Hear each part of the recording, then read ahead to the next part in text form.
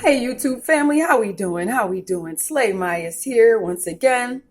It's been a freaking long time since I did a video, but like I said in my other videos, I only want to bring content that I feel like makes sense and can help somebody possibly. I just don't want to talk about anything and just be random.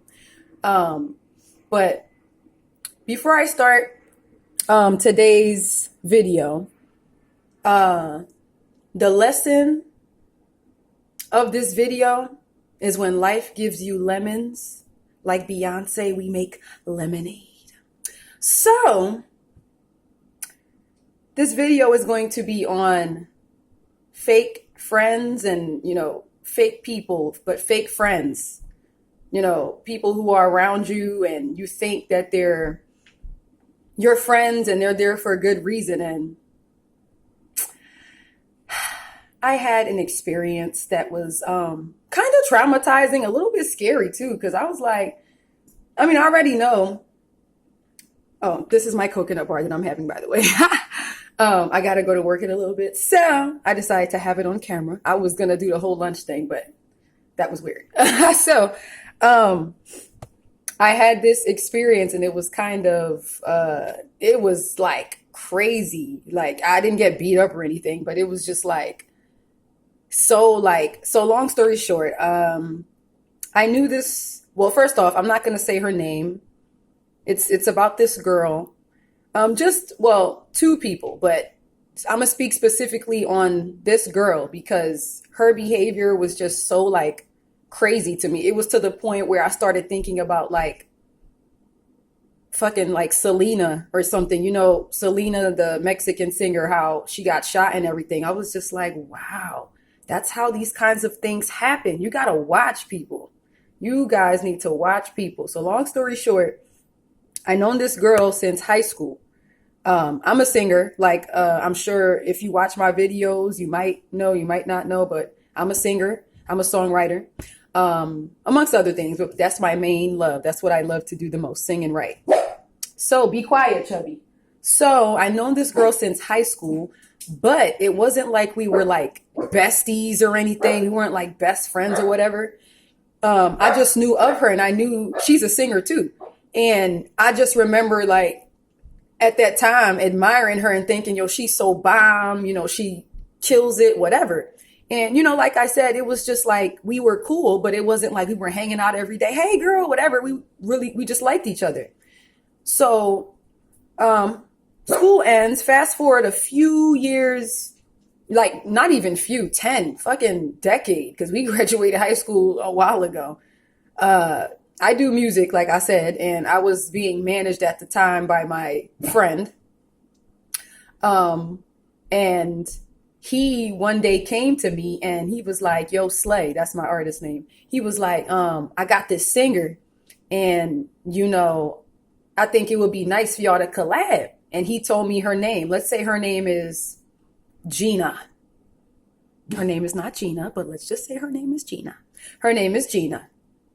So when he said Gina, I was like, okay, I'm a solo artist, but I was open. I was just whatever. And then when I started to think about it and he started to describe Gina, I was like, Gina? Oh my God, I know Gina. And he's like, word? I'm like, yeah, I used to go to school with her and everything. And he was like, that's crazy. And I'm thinking it's a full circle moment. Yes, because we kind of were similar, weird and kind of offish as teenagers. I was a very strange teenager. I literally had no self-esteem. I thought everybody could do something but me, but that's a whole nother video. So I'm like, yeah, I know Gina. And I'm thinking again, full circle moment. Yes, lit. So we meet up, all three of us, and it's bomb.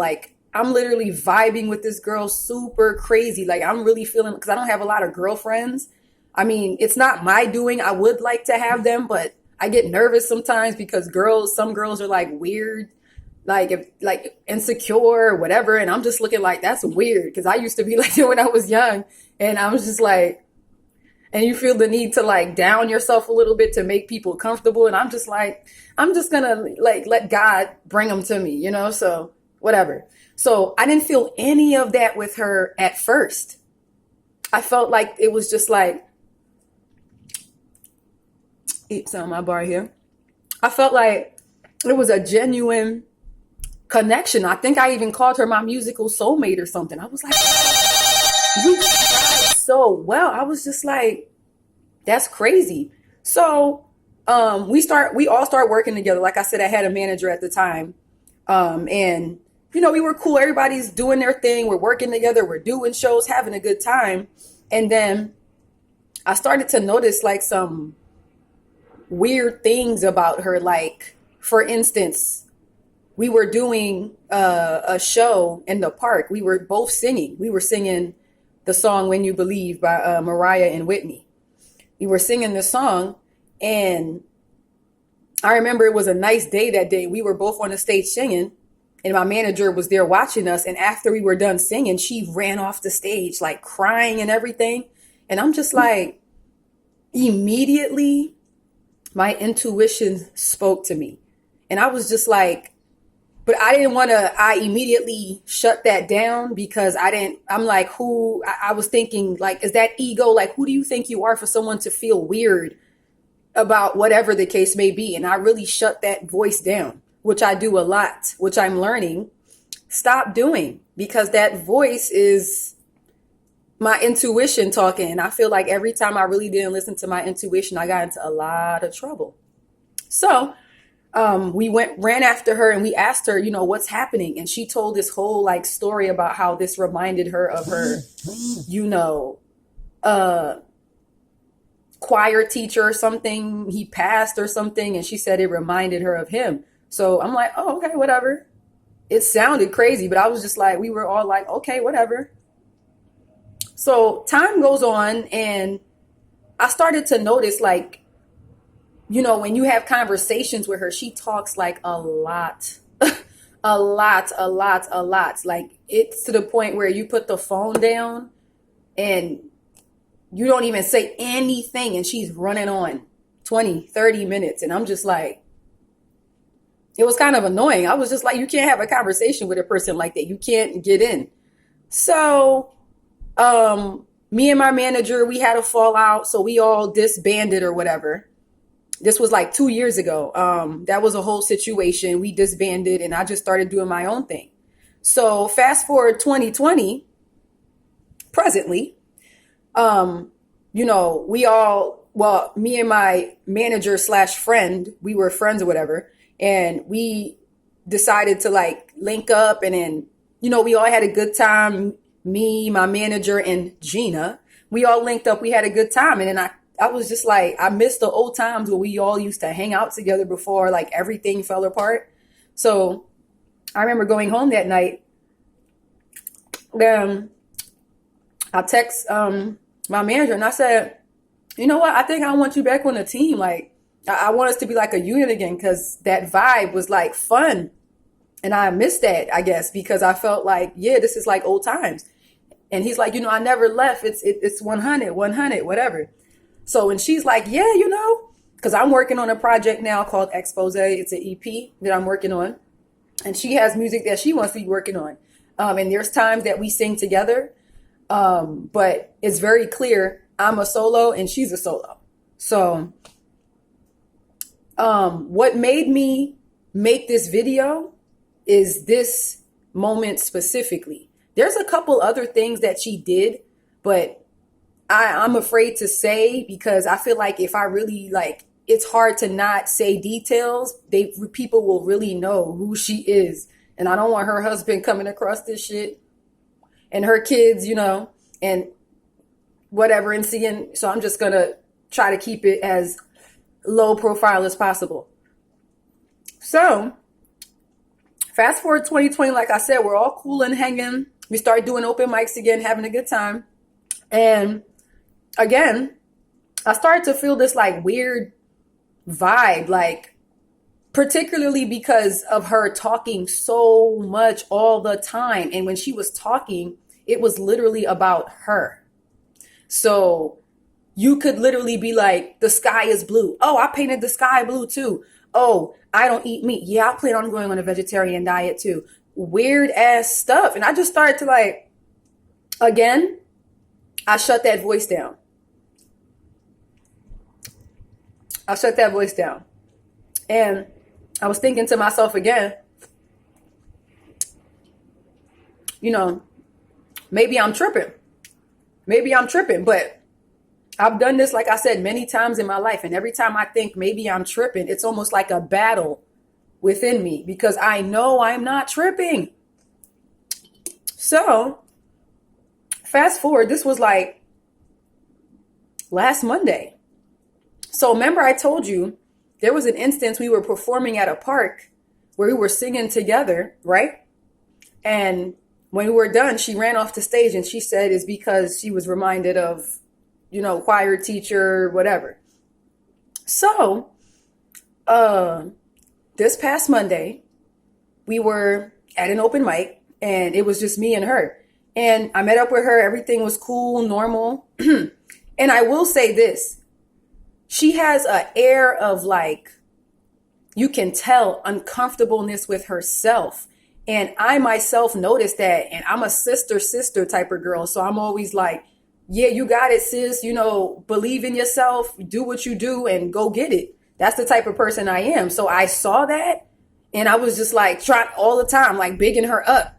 Like there's times where I even took the back seat and I'm just like, whatever, just let her, because I can see it. I don't know if she thought she was hiding it, but she wore her insecurity like a wardrobe. It was just crazy. So here comes Monday. We're at the open mic and, we sign up, we're in there and we're chilling. It was a cipher and then open mic starts. So we signed up. She signed me and her up, but at the top of the list. I was just like, oh, okay. Like literally put me as number one. I was just like, whoa, that's a crazy place to be. Okay, whatever. I think it was number one or two. I was like, okay, whatever. So at the open mic that night, they had a different way that they were going to do the open mic that night. It wasn't based on who wrote their name on their list now. It was based on they were writing numbers, ripping them up and putting them in a bag, and you pick a number, and whatever number you are, that's the number you are when it's time to perform. Like if you're number one or something, you'll be the first to perform. If you're number 7, you'll be number 7 to perform. So they came in and they wrote the numbers on papers and they put a bunch of papers in the bag, and we all went in there and picked numbers, and I picked a number. And guess what number I picked? Lucky number 1. I wasn't even looking. I was just like, okay, whatever. I was nervous as fuck, but I just held my composure because, never let them see you sweat. So I went, it was time to go. So I went on the stage and of course we were both there. So we each other's camera women, cameraman, whatever you want to call it. So I did my thing. I performed and I was feeling all good and they were vibing and everything. And I was done. As I was stepping off the stage, I looked down. I just happened to look down. I wasn't looking. I just happened to look down at Gina. And I don't know if you guys can see this, but Gina was standing like this. And she was pissed. And her eyes were like, that welling up when your eyes are welling up and the tears are about to drop. Her eyes were welling up. And I noticed and I immediately was thinking like, what's wrong? But I didn't say anything to her. I just walked over.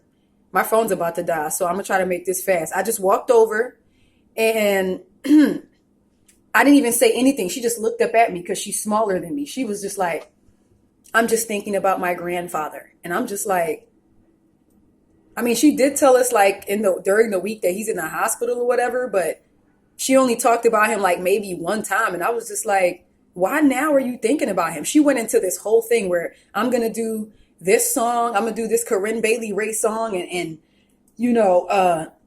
tribute to my grandpa. He's not dead or anything, but again, I stuffed that feeling down. I was just like, am I tripping?